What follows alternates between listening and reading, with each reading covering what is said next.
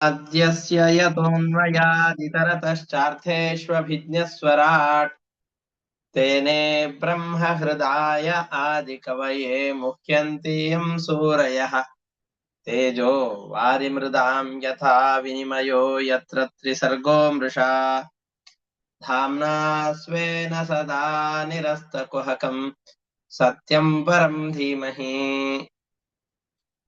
निगमकल्पतरोर्गलितं फलं शुकमुखादमृतद्रवसंयुतम् पिबत भागवतं रसमालयं मुहुरहो रसिकाः भुवि भावुकाः दारिद्र्यदुःखज्वरदाहितानां मायापिशाचीपरिमर्दितानां संसारसिन्धौ परिपातितानां क्षेमाय वै भागवतं प्रगर्जति साङ्केत्यं पारिहास्यं वा स्तोभं हेलनमेव वा वैकुण्ठनामग्रहणम् अशेषाखहरं विदुः श्रीगुरुभ्यो नमः हरिः ओम्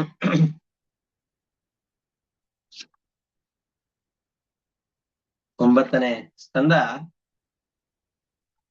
ಭಾರತ ದೇಶದಲ್ಲಿ ಬಂದಂತಹ ಅನೇಕ ಜನ ರಾಜಋಷಿಗಳು ಅಂತ ಯಾರಿದ್ದಾರೋ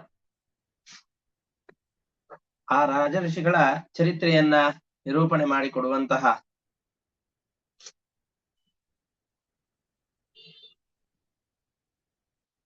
ಸ್ಕಂದ ಇದು.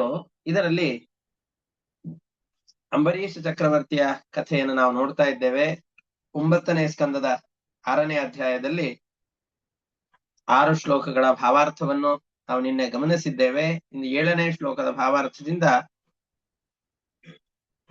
ಮುಂದಿನ ಪಾಠವನ್ನು ನೋಡ್ತಾ ಹೋಗೋಣ. ಇದರಲ್ಲಿ ಅಂಬರೀಷ ಚಕ್ರವರ್ತಿಯ ಜೀವನ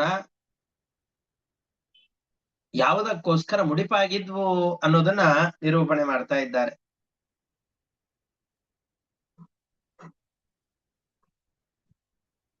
ತಮ್ಮ ಕಣ್ಣುಗಳನ್ನ ಪರಮಾತ್ಮನ ವಿಗ್ರಹಗಳನ್ನು ನೋಡೋದಕ್ಕೋಸ್ಕರ ಅಂತ ವಿನಿಯೋಗಿಸ್ತಾ ಇದ್ದ. ಭಗವದ್ಭಕ್ತರ ಸೇವೆಗೋಸ್ಕರ ಅಂತ ತನ್ನ ಇಂದ್ರಿಯಗಳನ್ನ, ತನ್ನ ತ್ವಗಿಂದ್ರಿಯಗಳನ್ನ ಬಳಸ್ತಾ ಇದ್ದ. ಅಂದ್ರೆ ತನ್ನ ಇಡೀ ಶರೀರ ಭಗವಂತನ ಸೇವೆಗೋಸ್ಕರ ಅಂತ ಮೀಸಲಾಗಿ ಇಟ್ಟು ಬಿಡ್ತಾ ಇದ್ದ. ಭಗವಂತನ ನಿರ್ಮಾಲ್ಯದ ಪರಿಮಳವನ್ನ ಸ್ವೀಕಾರ ಮಾಡ್ಲಿಕ್ಕೋಸ್ಕರವಾಗಿ ತನ್ನ ಮೂಗನ್ನ ಉಪಯೋಗಿಸ್ತಾ ಇದ್ದ.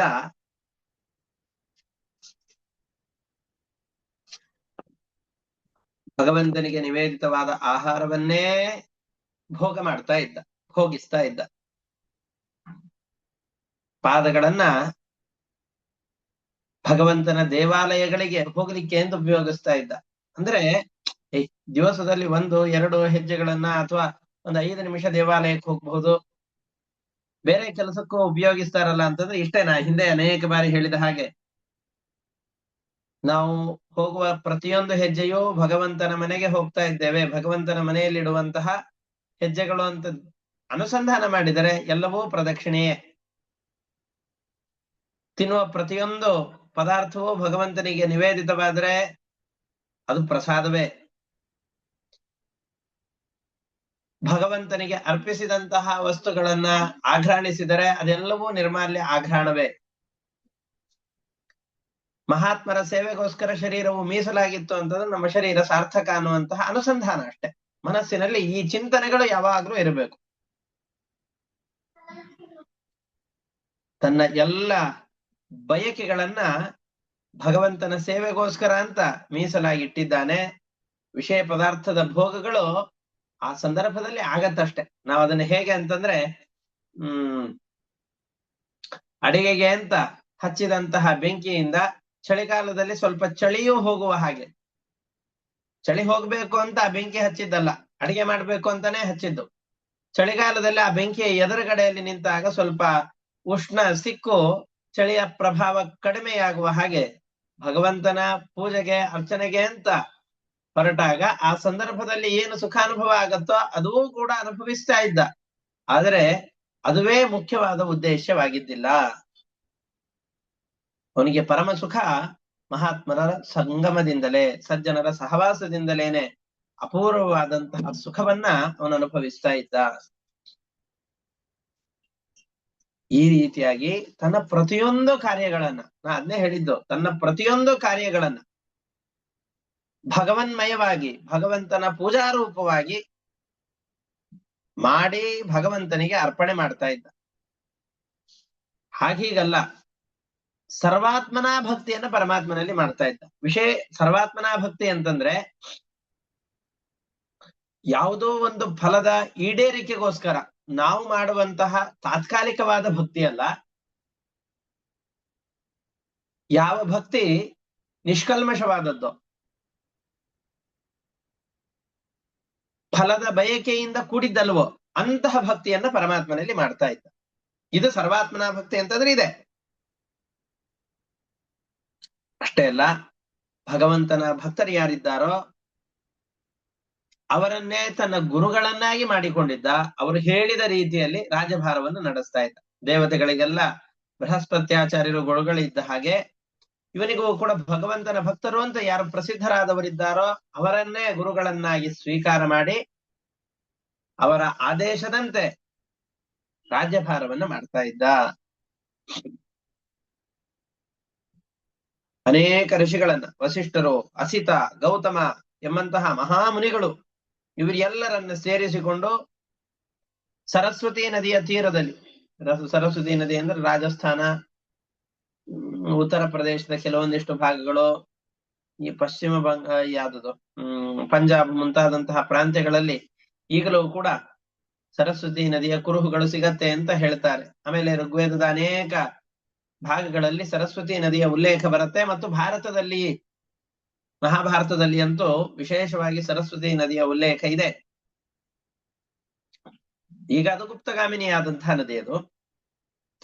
ಅಂತಹ ಸರಸ್ವತಿ ನದಿಯ ತೀರದಲ್ಲಿ ಭವ್ಯವಾದ ಯಜ್ಞಶಾಲೆಗಳನ್ನು ನಿರ್ಮಾಣ ಮಾಡಿ ಅನೇಕ ಋಷಿಗಳ ಜೊತೆಯಲ್ಲಿ ಅಶ್ವಮೇಧಗಳ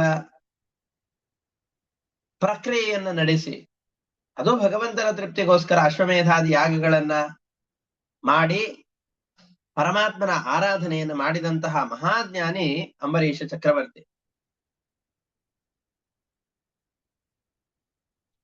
ಅವನು ಪ್ರತಿ ಸಂದರ್ಭದಲ್ಲಿಯೂ ಕೂಡ ಒಂದೊಂದು ಯಾಗ ಮುಗಿದಾಗಲೂ ಕೂಡ ತಾನು ಯಾವ ದಕ್ಷಿಣೆಗಳನ್ನು ವಿಪ್ರರಿಗೆ ಕೊಡ್ತಾ ಇದ್ನೋ ಅದನ್ನ ಹೆಚ್ಚು ಮಾಡ್ತಾ ಇದ್ನಂತೆ. ಅದು ಹೇಗೆ ಅಂತಂದ್ರೆ, ಈಗ ತಮ್ಮ ಸಂಬಳ ಹೆಚ್ಚಿಗೆ ಆಯ್ತು ಅಂತಂದ್ರೆ ಮನೆಯಲ್ಲಿರುವ ಖರ್ಚುಗಳು ಹೆಚ್ಚಿಗೆ ಆಗತ್ತಲ್ಲ, ಮಾಡುವ ಖರ್ಚುಗಳು ಹೆಚ್ಚಿಗೆ ಆಗತ್ತೆ. ಹಾಗೆ ಈ ಯಜ್ಞ ಯಾಗಾದಿಗಳನ್ನ ಮಾಡಿದಾಗ ಅದರ ಫಲವಾಗಿ ವಿಶೇಷವಾದಂತಹ ಸಂಪತ್ತು ಇವನಲ್ಲಿ ಅಭಿವೃದ್ಧಿ ಆಗತ್ತೆ. ತನ್ನಲ್ಲಿ ಆ ಸಂಪತ್ತುಗಳು ಅಭಿವೃದ್ಧಿ ಆದ ಹಾಗೆ ಅದನ್ನು ವಿನಿಯೋಗ ಮಾಡುವುದರಲ್ಲೂ ಕೂಡ ಬಹಳ ಮುನ್ನಡೆಯನ್ನ ಇಡ್ತಾ ಇದ್ದ. ಹಾಗಾಗಿ ಹೆಚ್ಚೆಚ್ಚು ದಕ್ಷಿಣೆಯನ್ನ ಕೊಟ್ಟು ಯಜ್ಞ ಯಾಗಾದಿಗಳನ್ನ ಮಾಡ್ತಾ ಇದ್ದ. ಒಳ್ಳೆ ಬಟ್ಟೆಗಳನ್ನ ಜನರಿಗೆ ಕೊಡ್ತಾ ಇದ್ದ. ಋತ್ವಿಜರೆಲ್ಲರೂ ಕೂಡ ಮಹಾಜ್ಞಾನಿಗಳಾದವರೇ ಇವನ ಯಜ್ಞಕ್ಕೆ ಅಂತ ಬರ್ತಾ ಇದ್ರು. ಯಾವ ಲೋಪದೋಷಗಳು ಆಗದೆ ಇರೋ ಹಾಗೆ ಯಜ್ಞಗಳನ್ನ ಮಾಡಿ ಮುಗಿಸ್ತಾ ಇದ್ರು. ಇದು ಅವ್ರು ಮಾಡ್ತಾ ಇದ್ದ ಯಜ್ಞ ಯಾಗಾದಿಗಳದ್ದನ್ನು ಹೇಳಿದ್ರೆ ಪ್ರಜೆಗಳು ಹೇಗಿದ್ರು, ರಾಜ ತಾನು ಧಾರ್ಮಿಕನಾಗಿರ್ಬಹುದು, ಪ್ರಜೆಗಳಲ್ಲೂ ಅದೇ ರೀತಿಯಾಗಿ ಇರಬೇಕು ಅಂತ ಇಲ್ಲಲ್ಲ. ಏನಪ್ಪಾ ಇವನು ಈ ತರ ಇದ್ದಾನೆ ಅಂತಂದುಕೊಂಡು ಪ್ರಜೆಗಳಿಗೆ ರಾಜನ ಮೇಲೆ ಅನಾದರ ಈ ತರ ಇತ್ತೋ? ದೇವತೆಗಳೇ ದೇವಲೋಕದಿಂದ ಪುಷ್ಪಕ ವಿಮಾನಗಳನ್ನು ಕಳಿಸಿ ಸ್ವರ್ಗಲೋಕಕ್ಕೆ ಬರ್ರಿ ಅಂತಂದು ಹೇಳಿದ್ರೆ, ಬೇಡಪ್ಪ ನೀವೇ ಬೇಕಂದ್ರೆ ಇಲ್ಲಿ ಬಂದ್ಬಿಡಿ, ಇಂತಹ ಅದ್ಭುತವಾದಂತಹ ಕರ್ಮಭೂಮಿ, ಇಲ್ಲಿರುವಷ್ಟು ಸುಖ ನಿಮ್ಮ ಸ್ವರ್ಗದಲ್ಲೂ ಸಿಗೋದಿಲ್ಲ ಅಂತ ಸ್ವರ್ಗಲೋಕವನ್ನು ತಿರಸ್ಕಾರ ಮಾಡುವಷ್ಟು ಪ್ರಜೆಗಳಿಗೆ ಆತ್ಮೀಯವಾದಂತಹ ವ್ಯಕ್ತಿತ್ವವನ್ನ ಅಂಬರೀಷ ಪಡೆದಿದ್ದ. ಅಷ್ಟೇ ಅಲ್ಲ, ಆ ರಾಜ್ಯದ ಪ್ರಜೆಗಳಿಗೆ ಅಷ್ಟು ಸುಖಮಯವಾದಂತಹ ಜೀವನವನ್ನು ಕೊಟ್ಟಿದ್ದ. ಭಗವಂತನ ಲೀಲೆಗಳನ್ನ ಹಾಡ್ತಾ ಕೇಳ್ತಾ ಸುಖಮಯವಾದ, ಅತ್ಯಂತ ಸುಖರೂಪದ ಜೀವನವನ್ನು ನಡೆಸ್ತಾ ಇದ್ದ ಕಾರಣದಿಂದ ಸ್ವರ್ಗಲೋಕವೂ ಬೇಡ ಅಂತ ಅವರಿಗೆ ಮನಸ್ಸಿನಲ್ಲಿ ಭಾವನೆ ಬರುವ ಹಾಗೆ ಜೀವನವನ್ನು ನಡೆಸ್ತಾ ಇದ್ದ.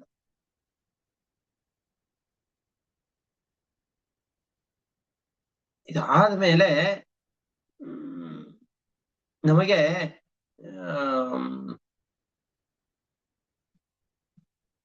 ಯಾವುದೋ ಒಂದಿಷ್ಟು ಅಪರೂಪದ ಪದಾರ್ಥಗಳು ನಮಗೆ ದೊರಕಿ ಬಿಡ್ತು ಅಂತಂದು ಹೇಳಿದ್ರೆ, ಆ ಪದಾರ್ಥಗಳನ್ನು ಅನುಭವಿಸಿ ಅನುಭವಿಸಿ ನಮ್ಮ ಮನಸ್ಸೆಲ್ಲ ಬಹಳ ತ್ರಾಸಗೊಂಡು ಬಿಡತ್ತೆ. ಅಂದ್ರೆ ಆಯಾಸ ಪಟ್ಟು ಬಿಡತ್ತೆ.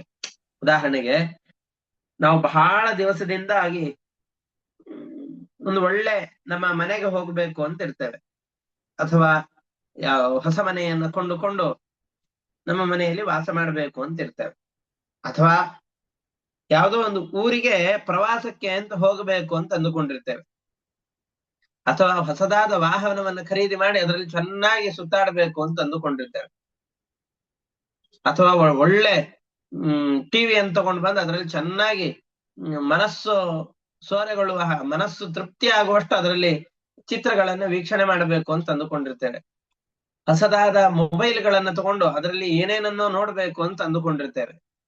ಅಂದ್ರೆ ಹಾಗೆ ನಾವು ಒಂದು ಎರಡು ಅಂತ ಈ ತರದ ವಿಷಯ ಪದಾರ್ಥಗಳ ಬಯಕೆ ನಮ್ಮಲ್ಲಿ ಒಂದಲ್ಲ ಒಂದು ಇದ್ದೇ ಇರುತ್ತೆ. ನಾವು ಬಯಸಿದ ಪದಾರ್ಥಗಳು ಸಿಕ್ತು ಅಂತಂದು ಹೇಳಿದ್ರೆ ಒಂದ್ 3-4 ದಿವಸ ನಮಗೂ ಆ ಪದಾರ್ಥಕ್ಕೂ ಇಷ್ಟು ಸಂಬಂಧ ಬಂದ್ಬಿಡತ್ತೆ, ಬೇರೆ ಯಾವ ಲೌಕಿಕ ಪದಾರ್ಥದ ಕಡೆಯಲ್ಲೂ ನಮ್ಮ ಮನಸ್ಸು ಹೋಗೋದೇ ಇಲ್ಲ, ಬೇರೆ ಅದರ ಕಡೆ ಅದರಲ್ಲೇ ಮನಸ್ಸು ಪೂರ್ತಿಯಾಗಿ ಲೀನವಾಗಿ ಹೋಗಿಬಿಡತ್ತಲ್ಲ. ಹಂಗೆ ಅಂಬರೀಷ ರಾಜನ ಮನಸ್ಸನ್ನ ವಶೀಕರಿಸುವಂತಹ ಯಾವುದೇ ದುರ್ಲಭವಾದ ವಸ್ತುಗಳೇ ಜಗತ್ತಿನಲ್ಲಿ ಕಾಣಿಸ್ಲಿಲ್ಲ. ಯಾಕೆ ಅಂತಂದ್ರೆ ಹೃದಯದಲ್ಲಿ ಯಾವಾಗ್ಲೂ ಮುಕುಂದನನ್ನ ನೋಡ್ತಾ ಇದ್ದ. ನಾನು ನಿನ್ನೆ ಒಬ್ಬ ಋಷಿಯ ಕಥೆಯನ್ನು ಹೇಳಿದನಲ್ಲ, ಯಾವಾಗ್ಲೂ ದೀಪದ ಕಡೆಯಲ್ಲಿ ಗಮನ ಇರುವಂತಹ ವ್ಯಕ್ತಿಗೆ ಚಿತ್ರಗಳ ಕಡೆಯಲ್ಲಿ ಬಹಳಷ್ಟು ಗಮನ ಹೋಗದೇ ಇರುವ ಹಾಗೆ ಅಂಬರೀಷ ರಾಜನ ಮನಸ್ಸಿನಲ್ಲೂ ಕೂಡ ನಿರಂತರವಾಗಿ ಪರಮಾತ್ಮನ ಪ್ರಜ್ಞೆ ಜಾಗೃತವಾದದ್ದರಿಂದ ಈ ನಮಗೆ ನಮ್ಮಂತಹ ಸಾಮಾನ್ಯ ಜನರಿಗೆ ಬಹಳ ದುರ್ಲಭ ಅಂತ ಅನ್ನಿಸುವಂತಹ ಯಾವುದೋ ಒಂದು ದೊಡ್ಡ ಬಂಗಲೆಯೋ, ಮೈಸೂರಿನ ಅರಮನೆಯೋ, ಅಲ್ಲಿ ಕಾಣುವಂತಹ ಚಿನ್ನದ ಅಂಬಾರಿಯೋ, ಚಿನ್ನದ ಸಿಂಹಾಸನವೋ ಇದನ್ನು ನೋಡಿದಾಗ ಮೈ ಮನಸ್ಸುಗಳೆಲ್ಲವೂ ಕೂಡ ಪುಳಕಿತವಾಗ್ಬಿಡುತ್ತೆ. ಅದನ್ನೇ ನೋಡ್ತಾ ನಿಂತು ಬಿಡ್ತೇವೆ. ನಾವು ರಾಜರಾಗಿದ್ರೆ, ಇದ್ರ ಮೇಲೆ ನಾವು ಕೂತಿದ್ರೆ, ನಾವು ಪೂಜೆ ಮಾಡೋ ಹಾಗಿದ್ದಿದ್ರೆ ಅಂತೆಲ್ಲ ಮನಸ್ಸು ಹೋಗ್ಬಿಡತ್ತೆ. ಹಾಗೆ ಯಾವುದರಲ್ಲೂ ಇವನ ಮನಸ್ಸು ಲೀನವಾಗ್ಲಿಕ್ಕೆ ಅವಕಾಶವೇ ಇಲ್ಲ. ಯಾಕೆ ಅಂದ್ರೆ ದೀಪದ ಕಡೆಗೆ ನಿರಂತರವಾಗಿ ಗಮನ ಇದೆ. ಯಾವುದು ದೀಪ? ಹೃದಯದಲ್ಲಿ ಹೊತ್ತಿರುವಂತಹ ಭಗವತ್ ಪ್ರಜ್ಞೆ, ಇದೇ ದೊಡ್ಡ ದೀಪ. ಅದರಿಂದ ಅನುಭವಿಸುವ ಸುಖದ ಎದುರುಗಡೆಯಲ್ಲಿ ಪರಮಾತ್ಮನ ದರ್ಶನವಾದಾಗ ಆಗುವಂತಹ ಸುಖದ ಅನುಭವದ ಎದುರುಗಡೆಯಲ್ಲಿ ಈ ಯಾವ ಸುಖಗಳು ಕೂಡ ನಮಗೆ ಬಹಳ ಕ್ಷುಲ್ಲಕ ಅಂತ ಅನ್ನಿಸಿ ಬಿಡತ್ತೆ. ಹಾಗಾಗ್ತಾ ಇತ್ತಂತ. ನಮಗೂ ತಿರುಪತಿಯಲ್ಲೋ ಬಹಳ ಗಂಟೆಗಳ ಕಾಲ ಭಗವಂತನ ದರ್ಶನಕ್ಕೋಸ್ಕರ ಅಂತ ಕಾದು ಕೊನೆಗೆ ಒಂದು 5 ಕ್ಷಣಗಳಷ್ಟೋ, ಒಂದು ನಿಮಿಷದಷ್ಟೋ ಪರಮಾತ್ಮನ ಮೂರ್ತಿಯ ದರ್ಶನ ಆಗ್ಬೇಕಾದ್ರೆ, ಪರಮಾತ್ಮನ ದರ್ಶನ ಅಲ್ಲ, ಪರಮಾತ್ಮನ ಮೂರ್ತಿಯ ದರ್ಶನವಾಗುವಾಗ ಬೇರೆ ಯಾವ ಪದಾರ್ಥಗಳ ಬಗೆಗೂ ಕೂಡ ಆಸಕ್ತಿಯೇ ಇಲ್ಲದೇನೆ ಇದೇ ಸಂತೋಷ ಯಾವಾಗ್ಲೂ ಇರ್ಲಿ ಅಂತ ಕೇಳಿಕೊಳ್ತೇವಲ್ಲ, ಆವಾಗ ನಾವು ಅನುಭವಿಸಿದ 12-10 ಗಂಟೆಗಳ ಈ ಕಾಯುವಂತಹ ಸಂದರ್ಭ ಏನಿರತ್ತಲ್ಲ, ಅದು ಆ ಸಂದರ್ಭದಲ್ಲಿ ಆಯಾಸ ಅವೆಲ್ಲ ಮರೆತು ಹೋಗತ್ತೆ. ಈ ಪರಮಾತ್ಮನನ್ನು ದರ್ಶನ ಮಾಡಿದ್ರಿಂದ ಆದಂತಹ ಸುಖವನ್ನು ಯಾವ್ದಕ್ಕೆ ಹೋಲಿಸ್ತೀಯ ಅಂತ ಕೇಳಿದ್ರೆ, ಒಂದು 5 ಸ್ಟಾರ್ ಹೋಟೆಲ್ ಅಲ್ಲಿ ಹೋಗಿ ಊಟ ಮಾಡಿದನಲ್ಲ, ಆ ಸುಖಕ್ಕೆ ಈ ಸುಖ ಸರಿ ಹೊಂದೀತೆ ಇಲ್ಲ ಅಂತಂತೇವೆ. ಮೊದಲ ಬಾರಿಗೆ ವಿಮಾನಯಾನವನ್ನು ಮಾಡಿದಾಗ ಏನು ಸುಖ ಆಗಿತ್ತು ಅದಕ್ಕೆ ಹೋಲಿಸ್ತೀರೋ? ಅದಕ್ಕೂ ಇಲ್ಲ. ಇದು ಎಲ್ಲ ಸುಖಕ್ಕಿಂತ ವಿಲಕ್ಷಣವಾದದ್ದು, ಮತ್ತೆ ಮತ್ತೆ ಬೇಕು ಅಂತ ಅನ್ನಿಸುವಂತಹ, ಎಷ್ಟು ಸಿಕ್ಕರೂ ಸಾಕು ಅಂತ ಅನ್ನಿಸದೇ ಇರುವಂತಹ ಸಂತೋಷ ನಮಗಾಗತ್ತಲ್ಲ, ಅಂತಹ ಸುಖ ಪರಮಾತ್ಮನ ಮೂರ್ತಿಯ ದರ್ಶನವಾದಾಗಲ್ಲ, ಪರಮಾತ್ಮನನ್ನೇ ನಿರಂತರವಾಗಿ ಮನಸ್ಸಿನಲ್ಲಿ ಧ್ಯಾನ ಮಾಡ್ತಾ ಇದ್ದಾನೆ. ಅದರಿಂದಾಗಿ ಅಂಬರೀಷ ರಾಜನಿಗೆ ಯಾವಾಗ್ಲೂ ಆ ಸುಖ ಸಿಗ್ತಾ ಇದೆ. ಸಿಗುವಾಗ ಬೇರೆ ಸುಖದ ಕಡೆಯಲ್ಲಿ ಯಾರಾದ್ರೂ ಹೋಗ್ತಾರಾ? ನಾವು ಜೇನುತುಪ್ಪದ ಒಂದು ಕರಂಡಿಗೆಯನ್ನ ಎದುರುಗಡೆಯಲ್ಲಿ ಇಟ್ಟು ಬಿಟ್ಟಾಗ ತುಂಬಾ ಪರಿಶುದ್ಧವಾದ ನೈಸರ್ಗಿಕವಾದ ಯಾವ ರೋಗಗಳಿಗೂ ಆಸ್ಪದವಿಲ್ಲದೆ ಇರುವ ಯಾವುದೇ ಪ್ರಿಸರ್ವೇಟಿವ್ ಹಾಕದೇ ಇರುವಂತಹ ಶುದ್ಧವಾದ ಜೇನುತುಪ್ಪವನ್ನು ಎದುರುಗಡೆಯಲ್ಲಿ ಯಾರಾದ್ರೂ ತಂದಿಟ್ರೆ ಅದನ್ನ ಸವಿಲಿಕ್ಕೆ ಅಂತ ಅವಕಾಶ ಇದ್ದಾಗ ನಾನೇ ಹೂಗಳನ್ನ ಅರಸಿಕೊಂಡು ಆ ಹೂಗಳಲ್ಲಿ ಮಕರಂದವನ್ನು ತೆಗೆದು ಅದರಿಂದ ಜೇನನ್ನು ಕುಡಿತೇನೆ ಅಂತ ಬುದ್ಧಿವಂತ ಯಾರಾದ್ರೂ ಅನ್ಕೊಳ್ತಾನ? ಕೈಯಲ್ಲಿ ಸಿಕ್ಕಂತಹ ಸುಖವನ್ನು ಯಾರು ತಾನೇ ಬಿಡ್ಲಿಕ್ಕೆ ಬಯಸ್ತಾರೆ? ಹಾಗೆ ಇವನ ಮನಸ್ಸಿನಲ್ಲಿ ನಿರಂತರವಾಗಿ ಆ ಪರಮಾತ್ಮನ ದರ್ಶನದಿಂದ ಸುಖ ಆಗ್ತಾ ಇರಬೇಕಾದ್ರೆ ಈ ವಿಷಯ ಪದಾರ್ಥಗಳನ್ನ ತಗೊಂಡು ಅದನ್ನ ಅನುಭವಿಸಿ ಪಡಬಾರದ ಪಡಿಪಾಟಲನ್ನ ಪಟ್ಟು ಕಜ್ಜಿ ತುರಿತದ ಹಾಗೆ ತಾತ್ಕಾಲಿಕವಾಗಿ ಸುಖವನ್ನು ಕೊಟ್ಟು ಆಮೇಲೆ ದುಃಖವನ್ನೇ ಕೊಡುವಂತ ಈ ವಿಷಯ ಪದಾರ್ಥಗಳನ್ನ ತಗೊಂಡು ಏನ್ ಮಾಡ್ಬೇಕು ಅಂತ ಅವನು ತ್ಯಾಗ ಮಾಡ್ತಾನೆ ಹೊರತಾಗಿ ಬೇಕು ಅಂತ ಎಂದಿಗೂ ಬಯಸೋದೆ ಅಲ್ವಾ? ಹಾಗೆ ಪರಮಾತ್ಮನು ಕೂಡ ಅವನ ಭಕ್ತರು ಮಾಡಿದಂತಹ ಈ ಪರೀಕ್ಷೆಯಲ್ಲಿ ಪಾಸ್ ಆಗೋದು ಬಹಳ ಕಷ್ಟ. ಪರಮಾತ್ಮನ ಪರೀಕ್ಷೆಯಲ್ಲಿ ಅಂಬರೀಷ ರಾಜ ಪಾಸ್ ಆಗಿದ್ದಾನೆ. ಪರಮಾತ್ಮನ ದರ್ಶನದಿಂದ ಸುಖ ಸಿಗುವಾಗ ಬೇರೆ ಯಾವುದು ಬೇಡ ಅಂತ ವಿಷಯ ಪದಾರ್ಥಗಳಲ್ಲಿ ವೈರಾಗ್ಯವನ್ನು ಮಾಡ್ತಾ ಇದ್ದಾನೆ. ಇವೆಲ್ಲ ನೀರಸವಾಗಿದೆ ಅಂತ ಹೇಳ್ತಾ ಇದ್ದಾರೆ. ನಮಗೆ ಎದುರುಗಡೆಯಲ್ಲಿ ಒಳ್ಳೆ ಹಬ್ಬದ ದಿವಸ ದೀಪಾವಳಿಯೋ ಅಥವಾ ಯುಗಾದಿಯೋ ವಿಜಯದಶಮಿಯೋ ಅಥವಾ ನವರಾತ್ರಿಯ ದಿವಸಗಳು ಉಪವಾಸ ಮಾಡೋದಿಲ್ಲ ಅಂತಾದ್ರೆ ಉಳಿದ ಈ ಹಬ್ಬದ ದಿವಸಗಳಲ್ಲಿ ನವರಾತ್ರಿಯ ದಿವಸಗಳಲ್ಲಿ ಪಂಚಭಕ್ಷ ಪರಮಾನ್ನಗಳು ಸಿದ್ಧವಾಗಿದೆ. ಎದುರುಗಡೆಯಲ್ಲಿ ಊಟ ಕೂತಿದ್ದೀರಿ, ಇದನ್ ತಿಂತಿರೋ ಪಕ್ಕದಲ್ಲಿ ಗಂಜಿ ಇದೆ, ಉಪ್ಪು ಬೆರೆಸದೇ ಇರುವಂತಹ ಬರೀ ಗಂಜಿ ಇದೆ, ಅನ್ನದ ಗಂಜಿ, ಅದನ್ನು ತೆಗೆದುಕೊಳ್ತಿರೋ ಅಂತ ಕೇಳಿದಾಗ ಬುದ್ಧಿವಂತನಾದವನು ಹಬ್ಬದ ದಿವಸ ಈ ಪಂಚಭಕ್ಷ ಪರಮಾನ್ನಗಳನ್ನು ತಿಂತೇನೆ ಹೊರತಾಗಿ ಗಂಜಿಯನ್ನು ತಿನ್ನೋದಿಲ್ಲಪ್ಪ, ನನಗೇನು ರೋಗ ಬಂದಿಲ್ಲ ಅಂತಂತಾರಲ್ವಾ. ಹಾಗೆ ನೀರಸವಾದಂತಹ ವಿಷಯ ಪದಾರ್ಥಗಳನ್ನು ತ್ಯಾಗ ಮಾಡಿ ಸ್ವರಸ ಸುಂದರನಾದಂತಹ ನಿತ್ಯ ಪೂರ್ಣನಾದ ಆ ಪರಮಾತ್ಮನಲ್ಲಿಯೇ ಆಸಕ್ತಿಯನ್ನ ಅಂಬರೀಷ ಚಕ್ರವರ್ತಿ ಬಯಸ್ತಾ ಇದ್ದಾನೆ. ಹೀಗೆ ತಪೋಯುಕ್ತವಾದ ಭಕ್ತಿ, ತಪಸ್ಸು ಅಂತಂದು ಹೇಳಿದ್ರೆ ದೈಹಿಕವಾದ ತಪಸ್ಸು, ವಾಚಿಕವಾದ ತಪಸ್ಸು ಮತ್ತು ಮನಸ್ಸಿನಿಂದ ಪರಮಾತ್ಮನ ನಿರಂತರವಾದ ಧ್ಯಾನ. ದೈಹಿಕವಾದ ತಪಸ್ಸು ಯಾವುದು ಅಂತ ನಾವು ನೋಡಿದ್ದೇವೆ. ಸವೈ ಮನಃ ಕೃಷ್ಣ ಪದ ಅರವಿಂದಯೋ ಅಂತ ನಿನ್ನೆ ಹೇಳಿದಾಗ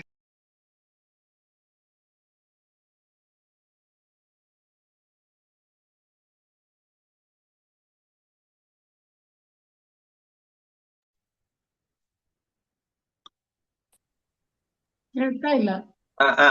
ಈಗ ಕೇಳಿಸ್ತಾ ಇದೆಯಾ? ಈಗ ಕೇಳ್ತಾ ಇದೆ. ಆ ಪರಮಾತ್ಮನ ಮಂದಿರದ ಸ್ವಚ್ಛತೆಯ ಕಾರ್ಯದಲ್ಲಿ ತನ್ನ ಕೈಗಳನ್ನು ಬಳಸ್ತಾ ಇದ್ದ. ತನ್ನ ಪಾದಗಳನ್ನ ಭಗವಂತನ ದೇವಾಲಯಗಳಿಗೆ ಸಂಚಾರ ಮಾಡ್ಲಿಕ್ಕೆ ಅಂತ ಬಳಸ್ತಾ ಇದ್ದ. ತನ್ನ ತಲೆಯನ್ನ ಭಗವಂತನಿಗೆ ನಮಸ್ಕಾರ ಮಾಡ್ಲಿಕ್ಕೆ ಅಂತ ಬಳಸ್ತಾ ಇದ್ದ. ಎಲ್ಲ ಬಯಕೆಗಳನ್ನ ತ್ಯಾಗ ಮಾಡಿ ಭಗವಂತನಿಗೆ ಅರ್ಪಣೆ ಮಾಡಿದ್ದ. ಯಾವಾಗ್ಲೂ ಪರಮಾತ್ಮನ ಸಂಘದಲ್ಲಿ ತಾನು ಇರ್ತಾ ಇದ್ದ. ಇದು ಎಲ್ಲವೂ ಕೂಡ ಏನು ಅಂತಂದ್ರೆ ತಪಸ್ಸು, ಇದರ ಜೊತೆಯಲ್ಲಿ ಪರಮಾತ್ಮನಲ್ಲಿ ಭಕ್ತಿ, ಪ್ರೀತಿ. ಹೀಗೆ ತಪೋಯುಕ್ತವಾದಂತಹ ಭಕ್ತಿಯಿಂದ ಪರಮಾತ್ಮನಿಗೆ ಬಹಳ ಸಂತೋಷವಾಗತ್ತೆ. ಸ್ವಧರ್ಮ ನಿಷ್ಠೆ, ಅದರ ಜೊತೆಯಲ್ಲಿ ಭಗವಂತನ ಭಕ್ತಿ, ಇವು ಎರಡೂ ಅವನಿಗೆ ಎರಡೂ ಕಡೆಯಿಂದ ನಾವೇನಾದ್ರೂ ಒಂದ್ ಮೊಬೈಲಿಗೆ ಒಂದೇ ಕಡೆ ಚಾರ್ಜಿಂಗ್ ಆಗ್ಲಿಕ್ಕೆ ಅವಕಾಶ ಇರುತ್ತೆ. ಅದು ಈ ಫಾಸ್ಟ್ ಚಾರ್ಜರ್ ಅಂತಂದೆಲ್ಲ ಬಂದ್ಬಿಟ್ಟಿದೆ, ಬೇಗನೆ ಮೊಬೈಲ್ಗಳೆಲ್ಲ ಚಾರ್ಜ್ ಆಗಿ ಹೋಗ್ಬಿಡತ್ತೆ. ಹಾಗೆ ಜೀವನಿಗೆ ಎರಡು ಕಡೆಯಿಂದ ಚಾರ್ಜ್ ಆಗುವ ಅವಕಾಶ. ಒಂದು, ತನ್ನ ಕರ್ತವ್ಯಗಳನ್ನ ನಿರಂತರವಾಗಿ ಮಾಡ್ತಾ ಇರಬೇಕು, ಅದರ ಜೊತೆಯಲ್ಲಿ ಭಗವಂತನಲ್ಲಿ ಭಕ್ತಿಯನ್ನು ಬೆಳೆಸ್ಕೊಳ್ಬೇಕು. ಈ ಎರಡು ಜೀವ ನಿರಂತರವಾಗಿ ಚಾರ್ಜ್ ಆಗ್ಲಿಕ್ಕೆ, ಜೀವನಲ್ಲಿ ಅಂತಃಸತ್ವವನ್ನು ತುಂಬಲಿಕ್ಕೆ ಇವುಗಳು ಕಾರಣವಾಗಿದೆ. ಈ ಎರಡನ್ನೂ ಇವನು ಮಾಡ್ತಾ ಇದ್ದಾನೆ. ಅದರಿಂದಾಗಿ ಪ್ರಜಾಪಾಲನೆಯನ್ನು ಮಾಡ್ತಾ ಇದ್ದಾನೆ, ಅದು ಇವನ ಧರ್ಮ, ಕ್ಷತ್ರಿಯನಾದಂತಹ ಅಂಬರೀಷ ರಾಜನ ಧರ್ಮ ಅದು. ಅದರ ಜೊತೆಯಲ್ಲಿ ಪ್ರಜೆಗಳ ಪಾಲನೆ ಆಯಿತು, ಭಗವಂತನಲ್ಲಿ ಭಕ್ತಿಯನ್ನು ಮಾಡ್ತಾ ಇದ್ದಾನೆ.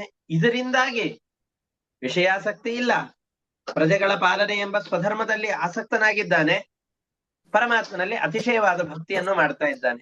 ಹೀಗೆ ಪರಮಾತ್ಮನನ್ನ ಒಲಿಸಿಕೊಳ್ಳುವ ಎಲ್ಲ ಮಾರ್ಗಗಳಿಂದಲೂ ಕೂಡ ಅವನ ಆರಾಧನೆಯನ್ನು ಮಾಡ್ತಾ ಇದ್ದಾನೆ. ಎಲ್ಲ ಅಪರಿಮಿತವಾದ ಇವು ಎಲ್ಲ ನಮಗೆ ಕೆಲವೊಂದಿಷ್ಟು ಸಂದರ್ಭದಲ್ಲಿ ವೈರಾಗ್ಯ ಬಂದಿರತ್ತೆ, ಬಹಳ ವೈರಾಗ್ಯ ಬಂದಿರ. ಏನಿದೆ ಈ ಸಂಸಾರ, ಏನ್ ಮಾಡ್ಬೇಕು, ಆರಾಧನಾ ಪದವಿ ಹೋಗುವಂತಹದ್ದೇ. ಮಂತ್ರಿಗಳಾಗಿ ನಾವೇನ್ ಮಾಡ್ಬೇಕು, ರತ್ನ ಮುತ್ತು ಬೆಳ್ಳಿ ಬಂಗಾರ ಇನ್ ತಗೊಂಡು ಏನ್ ಮಾಡ್ಬೇಕು ಅಂತ ನಮಗೂ ಬರುತ್ತೆ. ನಮಗೆ ಯಾಕೆ ಬರುತ್ತೆ ಅಂತಂದ್ರೆ ಇಲ್ಲ ಅನ್ನೋ ಕಾರಣದಿಂದ ಬರುತ್ತೆ, ನಮಗ ಅಭಾವ ವೈರಾಗ್ಯ. ಅದು ಇತ್ತು ಅಂತಂದ್ರೆ ಎಲ್ಲವನ್ನು ಮರೆತು ಬಿಡ್ತೇವೆ. ನಮಗ್ ವೈರಾಗ್ಯ ಯಾವಾಗ ಬರುತ್ತೆ ಅಂತಂದ್ ಹೇಳಿದ್ರೆ, ಅಥವಾ ಪಶ್ಚಾತ್ತಾಪ ಬುದ್ಧಿ ಯಾವಾಗ ಬರುತ್ತೆ ಅಂತಂದ್ ಹೇಳಿದ್ರೆ 3-4 ಸ್ಥಳಗಳನ್ನು ಹೇಳ್ತಾರೆ. ಸ್ಮಶಾನ ವೈರಾಗ್ಯ ಅಂತ, ಸ್ಮಶಾನ ವೈರಾಗ್ಯ, ಪುರಾಣ ವೈರಾಗ್ಯ, ಆಮೇಲೆ ಇದು ರೋಗ ವೈರಾಗ್ಯ. ಬಹಳ ರೋಗ ಬಂದಾಗ, ರೋಗಿಷ್ಠರಾದಾಗ, ಅಯ್ಯೋ ನಾ ಇಷ್ಟೆಲ್ಲಾ ತಪ್ಪುಗಳನ್ನು ಮಾಡಿದ್ದೆ, ರೋಗ ಕಡಿಮೆ ಆದ ತಕ್ಷಣ ಎಂದೆಂದಿಗೂ ಈ ರೀತಿಯಾದ ಅಪರಾಧಗಳನ್ನ ಮಾಡಲಾರೆ ಅಂತ ಮನಸ್ಸಿನಲ್ಲೆಲ್ಲ ಅನ್ಕೊಂಡಿರ್ತೇವೆ. ಪುರಾಣಗಳನ್ನೆಲ್ಲ ಕೇಳಿದಾಗ ಹೌದಪ್ಪ ಹೇಗಿರ್ಬೇಕು ಅಂತ ಬಹಳ ಅದರಲ್ಲಿ ನಮಗೆ ಮುಂದೆ ನಾರದರು ವಸಿಷ್ಠರು ನಾವೇ ಆಗೋದು, ಅವ್ರ ಕೋರ್ಟಿಗೆ ಹೋಗಿ ಕೂಡೋ ಹಾಗೆ ಆ ತರದ ವೈರಾಗ್ಯ ಬಂದು ಕೂತ್ಬಿಟ್ಟಿರತ್ತೆ. ಆಮೇಲೆ ಏನೂ ಇಲ್ಲ ಅಂತಂದ್ರೆ ನಿರ್ಗತಿಕರಾದಾಗ ಬಹಳ ವೈರಾಗ್ಯ ಬರುತ್ತೆ. ಏನಿದೆ ಈ ಜೀವನದಲ್ಲಿ, ನೀರಸವಾದದ್ದು, ಸಾಕಿ ಈ ಜೀವನ ಅಂತ ಅನ್ಸುತ್ತೆ. ಯಾರ್ದಾದ್ರೂ ಮರಣ ಕಾಲದಲ್ಲಿ ಸ್ಮಶಾನದಲ್ಲಿ ಹೋಗಿದ್ರೆ ಅಯ್ಯೋ ಜೀವನ ಇಷ್ಟೇ ಅಂತ ಈ ರೀತಿಯಾಗಿ ಅನಿಸುತ್ತೆ. ಪ್ರವಚನದಿಂದ ಹೊರಗಡೆ, ಈ ಸ್ಮಶಾನದಿಂದ ಹೊರಗಡೆ ಬಂದಾಗ ಮನೆಗೆ ಫೋನ್ ಮಾಡಿ, ಇಲ್ಲ ನಾ ಈ ಕೆಲಸಕ್ಕೆ ಬಂದಿದ್ದೆ, ಮನೆಗೆ ಏನ್ ತೊಗೊಂಬರ್ಬೇಕು, ತರಕಾರಿಗಳನ್ನ, ರಾತ್ರಿಗೆ ಅದು ಬೇಕು ಇದು ಬೇಕು ಅಂತ ಮತ್ತೆ ಅಲ್ಲೇ ಶುರು ಆಗಿ ಹೋಗ್ಬಿಡತ್ತೆ. ಎಲ್ಲವೂ ತಾತ್ಕಾಲಿಕವಾದದ್ದು ಅಷ್ಟೇ. ನಮ್ದೆಲ್ಲ ಅಭಾವ ವೈರಾಗ್ಯ, ಆ ಕಾಲದಲ್ಲಿ ಬರುವಂತಹ ಕೆಲವೊಂದಿಷ್ಟು ವೈರಾಗ್ಯ ಅಷ್ಟೇ, ಕ್ಷಣಗಳವರೆಗೆ ಮಾತ್ರ ಇರುವಂತಹ ವೈರಾಗ್ಯ. ಆದ್ರೆ ಅಂಬರೀಷ ಚಕ್ರವರ್ತಿಗೆ ಹಾಗಲ್ಲ. ಅವ್ರ ವೈರಾಗ್ಯಕ್ಕೆ ನಮ್ಮ ವೈರಾಗ್ಯವನ್ನು ಹೋಲಿಸಿಕೊಳ್ಳಿಕ್ ಆಗೋದೇ ಇಲ್ಲ. ಯಾಕೆ?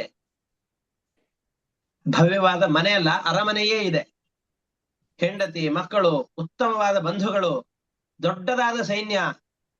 ರಾಜನಿಗೆ ತನ್ನ ಸೈನ್ಯ ಬೊಕ್ಕಸ ಎಲ್ಲ ಬರದಾಗ ಹೋಯ್ತು ಅಂತಂದ್ ಹೇಳಿದ್ರೆ ಆವಾಗ್ಲೂ ತನ್ನ ಆ ಸ್ಥಾನದ ಮೇಲೆ ಆಸೆ ಹೋಗೋದಿಲ್ಲ. ನಾವ್ ಎಷ್ಟೋ ಆಫ್ರಿಕಾದ ಅನೇಕ ದುರ್ಗಮವಾದ ಬಹಳ ಬಡತನದಿಂದ ಕೂಡಿದಂತಹ ದೇಶಗಳ ಕಥೆಗಳನ್ನು ನೋಡುವಾಗ, ಅವುಗಳ ಸುದ್ದಿಗಳನ್ನು ನೋಡ್ಬೇಕಾದ್ರೆ ಅಲ್ಲಿಯೂ ಕೂಡ ಅಧಿಕಾರಕ್ಕೋಸ್ಕರ ಅಂತ ಬಹಳ ಹೊಡೆದಾಡ್ಕೊಳ್ತಾ ಇರ್ತಾರೆ.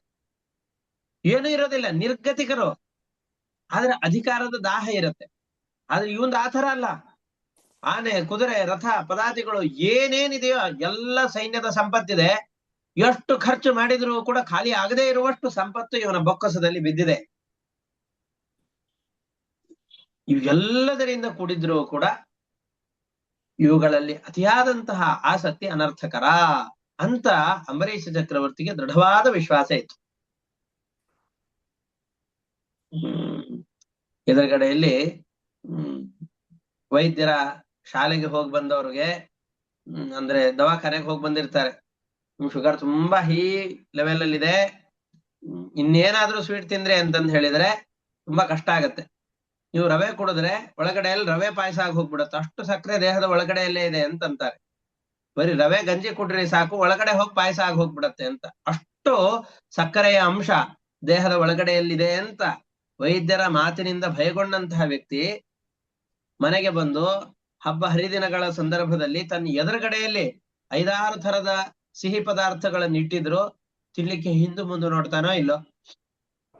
ಹೌದು, ಇದು ನೋಡ್ಲಿಕ್ಕೆ ನಾಲಿಗೆಗೆ ತುಂಬಾ ರುಚಿಕರವಾಗಿ ಕಂಡ್ರು ದೇಹಕ್ಕೆ ಬಹಳ ಅನರ್ಥಕರ ಅಂತಂದ್ಕೊಂಡು ಎಷ್ಟೇ ಬಲವಂತ ಮಾಡಿದ್ರು ಬೇಡಪ್ಪ ಬೇಡಪ್ಪ, ದೇವ್ರು ಒಳಗಡೆಯಲ್ಲಿ ಬೇಕಾದಷ್ಟು ಸಕ್ಕರೆ ಹಾಕಿ ಕಳಿಸಿದ್ದಾನೆ ಅಂತ ನಾವು ಸುಮ್ನೆ ಇರ್ತೀವೋ ಇಲ್ವೋ. ಹಾಗೆಯೇ ಇಲ್ಲಿಯೂ ಕೂಡ ಈ ಎಲ್ಲ ಸಂಪತ್ತುಗಳಿದೆ, ಈ ಸಂಪತ್ತಿನಲ್ಲಿ ಸ್ವಲ್ಪ ಮುಳುಗಿ ಹೋಗಿ ಬಿಟ್ವೆ ಅಂತಾದ್ರೆ ಅದು ಬಹಳ ಅನರ್ಥವನ್ನು ಉಂಟು ಮಾಡುತ್ತೆ. ನೀರಿನಲ್ಲಿ ಎಲ್ಲಿವರೆಗೂ ನಾವು ಮುಳುಗೋದಿಲ್ವೋ ಈಜು ಬರದೇ ಇರೋರು ಅಷ್ಟೇ ಮುಂದೆ ಹೋಗ್ಬೇಕು. ನಮ್ಮ ಸೊಂಟದವರೆಗೂ ಹೋಗ್ಬೇಕಷ್ಟೇ. ಈಜು ಬರಲ್ಲ ಅಂತ ಆದ್ರೆ ಇನ್ನೂ ಸ್ವಲ್ಪ ಮುಂದೆ ಹೋದ್ರೆ ಅದು ಪ್ರಾಣಾಂತಿಕವೇ ಆಗತ್ತೆ. ಅದರಂತೆ ಸಂಸಾರ ಸಾಗರದಲ್ಲಿ ಈಜು ಬಾರದೇ ಇರುವಂತಹ ವ್ಯಕ್ತಿಗಳಾದ ನಾವು ಎಷ್ಟು ಅನರ್ಥಕರವಲ್ವೋ ಅಷ್ಟೇ ಆ ವಿಷಯ ಪದಾರ್ಥಗಳನ್ನು ಭೋಗಿಸಬೇಕು. ಅತಿಯಾದ ಆಸಕ್ತಿಯನ್ನು ಅದರಲ್ಲಿ ಬೆಳೆಸಿಕೊಂಡು ಬಿಟ್ರೆ ಆವಾಗ ಇದು ಬಹಳ ಅನರ್ಥವನ್ನು ಉಂಟು ಮಾಡುತ್ತೆ. ಯಾವುದು ಹಿತವೋ ಅದೇ ಅನರ್ಥವನ್ನು ಉಂಟು ಮಾಡುತ್ತೆ, ಅಹಿತವೂ ಆಗತ್ತೆ. ರೋಗ ಬಂದಾಗ ಔಷಧಗಳು ಆರೋಗ್ಯವನ್ನು ಉಂಟು ಮಾಡುತ್ತೆ. ಆರೋಗ್ಯವಂತನಾದಂತಹ ಪುರುಷ ಮತ್ತೆ ಈ ಔಷಧಗಳನ್ನು ತಗೊಳ್ತಾ ಇದ್ರೆ ಮತ್ತೆ ರೋಗಕ್ಕೆ ಕಾರಣವಾಗುತ್ತೆ.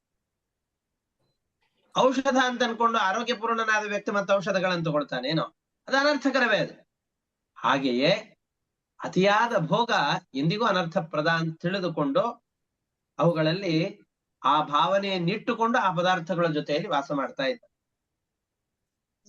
ಹೀಗೆ ಅವನ ಇಷ್ಟು ಅದ್ಭುತವಾದಂತಹ ಜೀವನ ಶೈಲಿಗೆ, ಅವನ ಈ ಸಾತ್ವಿಕವಾದ ಜೀವನಕ್ಕೆ ಮೆಚ್ಚಿ ಪರಮಾತ್ಮನೇ ಅವನ ರಕ್ಷಣೆಗೋಸ್ಕರವಾಗಿ ಯಾವ ಶತ್ರುಗಳು, ಬಾಹ್ಯ ಶತ್ರುಗಳಾಗ್ಲಿ ಅಂತಃಶತ್ರುಗಳಾಗ್ಲಿ ಬಾರದೇ ಇರುವಂತೆ ಅವರಿಗೆ ರಕ್ಷಣೆಗೋಸ್ಕರ ಅಂತ ತಾನು ಸುದರ್ಶನ ಚಕ್ರವನ್ನ ಕೊಟ್ಟು ಹೋಗಿದ್ದಾನೆ. ಇಷ್ಟು ಈ ಕಥೆಯನ್ನ ಮಾಡ್ತಾ ಇದ್ದಾರೆ. ಇದು ಆದ್ಮೇಲೆ ಇನ್ನೇನು ದೂರ್ವಾಸರು ಬರಬೇಕು. ಆ ಕಥೆಯನ್ನು ನೋಡೋಣ. ಈಗ ಒಂದು 12-13 ಶ್ಲೋಕಗಳ ಭಾವಾರ್ಥವನ್ನು ಗಮನಿಸಿದ್ದೇವೆ. ಆ ಶ್ಲೋಕಗಳನ್ನು ಓದಿ ಅದರ ಭಾವಾರ್ಥವನ್ನು ನೋಡ್ತಾ ಹೋಗೋಣ.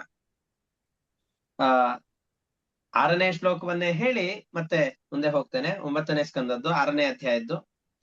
ಸವೈ ಮನಃ ಕೃಷ್ಣ ಪದಾರವಿಂದಯೋರ್ವಚಾಂಸಿ ವೈಕುಂಠ ಗುಣಾನುವರ್ಣನೆ ಕರೌ ಹರೇರ್ಮಂದಿರ ಮಾರ್ಜನಾದಿಶೋ ಶ್ರುತಿಂ ಚಕಾರಾಚ್ಯುತ ಸತ್ಕಥೋದಯೇ. ಮನಸ್ಸನ್ನು ಎಂದೆಂದಿಗೂ ಭಗವಂತನ ಪಾದಗಳಲ್ಲಿ ಇರಿಸಿದ್ದ.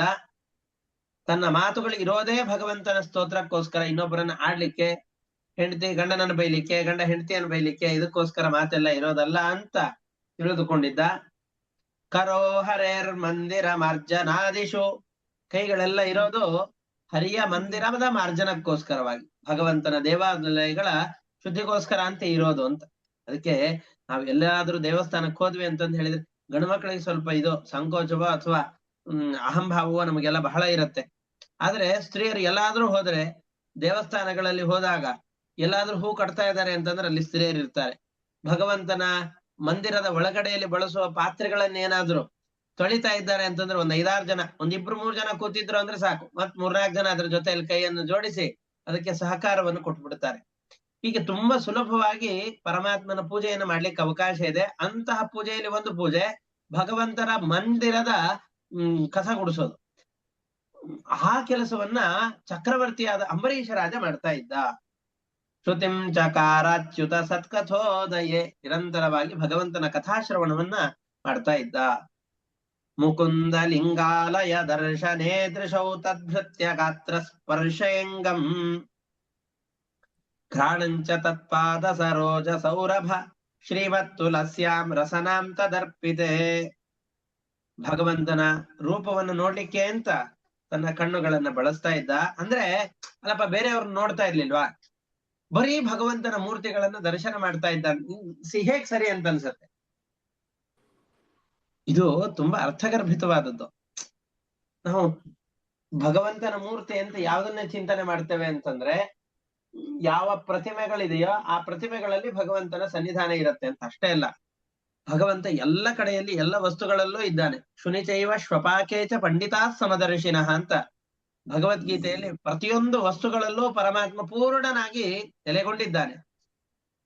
ಹಾಗಾಗಿ ಯಾವ ಪದಾರ್ಥಗಳನ್ನು ನೋಡಿದಾಗಲೂ ತದಂತರ್ಗತನಾದಂತಹ ಪರಮಾತ್ಮನನ್ನ ಚಿಂತಿಸ್ತಾ ಇದ್ದ ಅಂಬರೀಷ ಚಕ್ರವರ್ತಿ. ಭಗವಂತನ ನಿರ್ಮಾಲ್ಯದ ಆಘ್ರಾಣವನ್ನ ಮಾಡ್ಲಿಕ್ಕೋಸ್ಕರ ತನ್ನ ಮೂಗನ್ನ ಬಳಸ್ತಾ ಇದ್ದ. ರಸನವನ್ನ, ತನ್ನ ನಾಲಿಗೆಯನ್ನ ಭಗವಂತನ ನಿವೇದಿತವಾದ ಪ್ರಸಾದವನ್ನ ಸ್ವೀಕಾರ ಮಾಡ್ಲಿಕ್ಕೆ ಅಂತ ಬಳಸ್ತಾ ಇದ್ದ. ಪಾದೌ ಹರೇ ಕ್ಷೇತ್ರ ಪದಾನು ಸರ್ಪಣೆ ಶಿರೋ ಹೃಷಿಕೇಶ ಪದಾಭಿವಂದನೆ ಪಾದಗಳನ್ನ ಪರಮಾತ್ಮನ ಮಂದಿರಕ್ಕೆ ಎಲ್ಲೆಲ್ಲಿ ನಡೀತಾನೋ ಅದು ಪ್ರತಿಯೊಂದು ಪರಮಾತ್ಮನ ಆಲಯದಲ್ಲಿ ಇಡುವ ಹೆಜ್ಜೆ ಅಂತ ತಿಳಿದುಕೊಂಡು ಅನುಸಂಧಾನ ಮಾಡ್ತಾ ಇದ್ದ. ತನ್ನ ತಲೆಯನ್ನ ಭಗವಂತನಿಗೆ ನಮಸ್ಕಾರ ಮಾಡ್ಲಿಕ್ಕೆ ಅಂತ ಬಾಗಿಸ್ತಾ ಇದ್ದ. ಕಾಮಂ ತು ದಾಸ್ಯೇನ ತು ಕಾಮ ಕಾಮ್ಯಯ ತಥೋತ್ತಮ ಶ್ಲೋಕ ಜನಾಶ್ರಯಾಂ ರತಿಂ. ಅವನು ಯಾವ ಪದಾರ್ಥಗಳಲ್ಲೂ ಕೂಡ ಬಯಕೆಯನ್ನು ಇಟ್ಟಿರಲಿಲ್ಲ. ಯಾವಾಗ್ಲೂ ಸಜ್ಜನರ ಸಹವಾಸದಲ್ಲಿಯೇ ಇರ್ತಾ ಇದ್ದ. ಸಜ್ಜನರ ಸಹವಾಸ ನಮಗೆ ಬರುವ ದೊಡ್ಡ ಆಪತ್ತುಗಳನ್ನು ಪರಿಹಾರ ಮಾಡುತ್ತೆ. ಪರಮಾತ್ಮ ಯೋಗ್ಯರಾದಂತಹ ವ್ಯಕ್ತಿಗಳಾಗಿದ್ದೇವೆ, ಅವನ ಭಕ್ತಿಯಲ್ಲಿ ನಮ್ಮ ಕಾಲವನ್ನು ಕಳೀತಾ ಇದ್ದೇವೆ, ಅವನ ಕಾರ್ಯಗಳಲ್ಲಿ ನಮ್ಮ ಜೀವನವನ್ನು ನಡೆಸ್ತಾ ಇದ್ದೇವೆ ಅಂತಾದ್ರೆ ಪರಮಾತ್ಮ ಯಾವಾಗ್ಲೂ ಅವನ ಭಕ್ತರ ಸಂಘ ಸಿಗುವ ಹಾಗೆಯೇನೇ ಮಾಡ್ತಾ ಇರ್ತಾನೆ. ಹಾಗೆ ಅದಕ್ಕೋಸ್ಕರ ಆದಷ್ಟು ಮನಸ್ಸಿನ ನಿಶ್ಚಲತೆಯನ್ನ, ಮನಸ್ಸಿನ ಏಕಾಗ್ರತೆಯನ್ನ ಬಯಸುವಂತಹ ವ್ಯಕ್ತಿಗಳು ಆದಷ್ಟು ನಾವ್ ಈ ಕೆಲಸಗಳನ್ನು ಮಾಡ್ಬೇಕಂತ.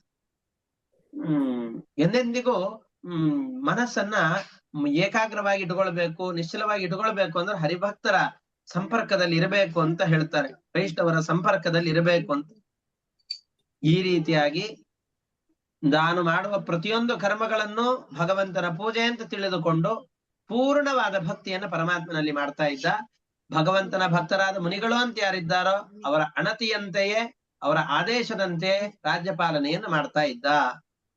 ಏವಂ ಸದಾ ಕರ್ಮ ಕಲಾಪಮಾತ್ಮನಃ ಪರೇಧಿ ಯಜ್ಞೆ ಭಗವತ್ಯಧೋಕ್ಷಜೆ ಸರ್ವಾತ್ಮ ಭಾವಂ ವಿದಧನ್ ಮಹೀಮಿಮಾಂ ತನ್ನಿಷ್ಠ ವಿಪ್ರಾಭಿಹಿತ ಶಶಾಸಃ ಈದೇಶ್ವಮೇಧೈರಧಿಯಜ್ಞಮೀಶ್ವರಂ ಮಹಾವಿಭೂತ್ಯೋಪಚಿತಾಂಗ ದಕ್ಷಿಣೈಃ ತತೈರ್ವಸಿಷ್ಠಾಸಿತ ಗೌತಮಾದಿಭಿಃ ವಿದ್ವಾನಭಿಸ್ರೋತಮಸೌ ಸರಸ್ವತೀಂ. ಅಸಿತ, ವಸಿಷ್ಠ, ಗೌತಮರೇ ಮೊದಲಾದಂತಹ ಋಷಿಗಳ ನೇತೃತ್ವದಲ್ಲಿ ಸರಸ್ವತಿ ನದಿಯ ತೀರದಲ್ಲಿ ಯಜ್ಞ ನಿಯಾಮಕನಾದಂತಹ ಭಗವಂತನನ್ನ ಅಶ್ವಮೇಧವೇ ಮೊದಲಾದಂತಹ ದೊಡ್ಡ ದೊಡ್ಡ ಯಾಗಗಳಿಂದ ರಾಜ ಆರಾಧನೆ ಮಾಡ್ತಾ ಇದ್ದಾನೆ. ತತ್ ವಿದ್ವಾನ್ ಅಭಿಸ್ರೋ ತಮಸೌ ಸರಸ್ವತಿ. ಇದಾದ್ಮೇಲೆ ಅವನು ಯಜ್ಞದಲ್ಲಿ ಋತ್ವಿಜರಾಗಿ ಕೂತಂತಹ ವ್ಯಕ್ತಿಗಳು ಯಾರಿದ್ದಾರೋ, ಯಾರೋ ಒಬ್ರು ಕರೆದ್ರೆ ತೊಂದರೆ ಇಲ್ಲಪ್ಪ ಅಂತ ಆತರ ಅಲ್ಲ. ಬಂದಂತಹ ಜ್ಞಾನಿಗಳೆಲ್ಲರೂ ಕೂಡ ಆ ಕಾಲದಲ್ಲಿ ಪ್ರಸಿದ್ಧರಾದವರು ಅಂತ ಯಾರಿದ್ರು ಅವರೇ ಇದ್ರು. ಸಾಕ್ಷಾತ್ ನೋಡಿದರೆ ದೇವತೆಗಳೇ ಬಂದು ಕೂತಿದ್ದಾರೋ ಎಂಬಂತೆ ಅವರನ್ನ ನೋಡಿದ ಹಾಗಾಗ್ತಾ ಇತ್ತು. ಈ ರೀತಿಯಾಗಿ ಯಜ್ಞ ಯಾಗಾದಿಗಳನ್ನು ಮಾಡ್ತಾ ಇದ್ದ. ಯಸ್ಯ ಕ್ರತುಷು ಗೀರ್ವಾಣೈ ಸದಸ್ಯ ಋತ್ವಿಜೋ ಜನಾಃ ತುಲ್ಯ ರೂಪಾಶ್ಚ ನಿಮಿಷಾಃ ವ್ಯದೃಶ್ಯಂತ ಸುವಾಸತಃ. ಇದು ಆದ್ಮೇಲೆ ಅವನ ಪ್ರಜೆಗಳು ಹೇಗಿದ್ರು, ರಾಜ ಈ ರೀತಿಯಾಗಿ ಇದ್ಬಿಟ್ಟು ಪ್ರಜೆಗಳ ಬೊಕ್ಕಸವನ್ನೆಲ್ಲ, ಅವರ ತೆರಿಗೆಯಿಂದ ಬಂದಂತಹ ಹಣವನ್ನೆಲ್ಲವನ್ನು ಕೂಡ ಈ ರೀತಿಯಾಗಿ ಖರ್ಚು ಮಾಡಿಬಿಟ್ಟ ಅಂತಂದ್ರೆ, ಆ ಕಡೆಯಲ್ಲಿ ಗಮನ ಕೊಡ್ಲಿಲ್ಲ ಅಂತಂದ್ರೆ ಅವನ್ ರಾಜ ತುಂಬಾ ಒಳ್ಳೆಯವನಿದ್ದಾನೆ ಆದ್ರೆ ನಮಗೇನು ನೋಡ್ಕೊಳ್ತಾ ಇಲ್ಲ ಅಂತ ಆಗೋಗ್ಬಿಟ್ರೆ ಕಷ್ಟ ಆಗತ್ತಲ್ಲ. ಪ್ರಜೆಗಳ ರಕ್ಷಣೆಯಲ್ಲಿ ರಾಜನ ದೀಕ್ಷೆ ಹೇಗಿತ್ತು ಅಂತಂದ್ರೆ ಅದನ್ನ ಹೇಳ್ತಾ ಇದ್ದಾರೆ. ಅದನ್ನ ಪ್ರಜೆಗಳು ತುಂಬಾ ಸುಖವಾಗಿದ್ರು ಅಂತ ಹೇಳೋದಿಲ್ಲ. ಆ ದೇಶದ ಪ್ರಜೆಗಳಿಗೆ ದೇವಲೋಕದಿಂದಾಗಿ ದೇವತೆಗಳೇ ಪುಷ್ಪಕ ವಿಮಾನವನ್ನು ಕೊಟ್ಟು ಕಳಿಸಿ, ಬನ್ನಿ ನೀವೆಲ್ಲ ಸ್ವರ್ಗಕ್ಕೆ ಬನ್ನಿ, ಬಹಳ ಪುಣ್ಯ ಮಾಡಿದ್ದೀರಿ ಅಂತಂದ್ರೆ, ಬೇಡಪ್ಪ ನಮ್ಮ ರಾಜ ಇಲ್ಲೇ ತುಂಬಾ ಇಟ್ಟಿದ್ದಾನೆ, ನಿಮ್ಮ ಸ್ವರ್ಗಲೋಕವು ಬೇಡ ಅಂತ ಹೇಳ್ತಾ ಇದ್ರು. ಒಬ್ರ ಇಬ್ರು ಅಲ್ಲ, ರಾಜನ ಪರಿವಾರದವರು ಈಗಲೂ ಹಾಗೆ ಇರ್ತಾರೆ.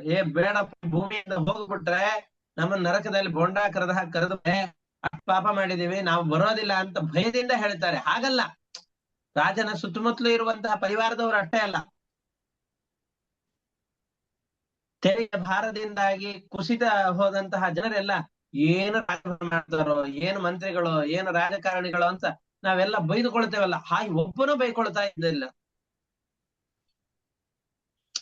ಆಮೇಲೆ ಎಲ್ರಿಗೂ ನರಕದಲ್ಲಿ ಹಾಕ್ತೇವೆ ಅಂತ ಕರೀಲಿಲ್ಲ, ದೇವತೆಗಳೇ ಬಂದು ಸ್ವರ್ಗಕ್ಕೆ ಬನ್ನಿ ಅಂತ ಕರೆದ್ರೆ, ಬೇಡಪ್ಪ ನಮ್ಮ ಸ್ವರ್ಗಕ್ಕಿಂತ ಮೇಲಾದಂತಹ ಸುಖವನ್ನ ಪುಣ್ಯವನ್ನು ನಮ್ಮ ರಾಜ ಇಲ್ಲಿ ನಮಗೆ ಕಟ್ಟಿ ಕೊಡ್ತಾ ಇದ್ದಾನೆ, ನಾವ್ ಇಲ್ಲೇ ಇರ್ತೇವೆ ಅಂತ ಹೇಳುವಂತಹ ರಾಜ್ಯಭಾರ ಅಂಬರೀಷ್ ಚಕ್ರವರ್ತಿ ಮಾಡ್ತಾ ಇದ್ದ.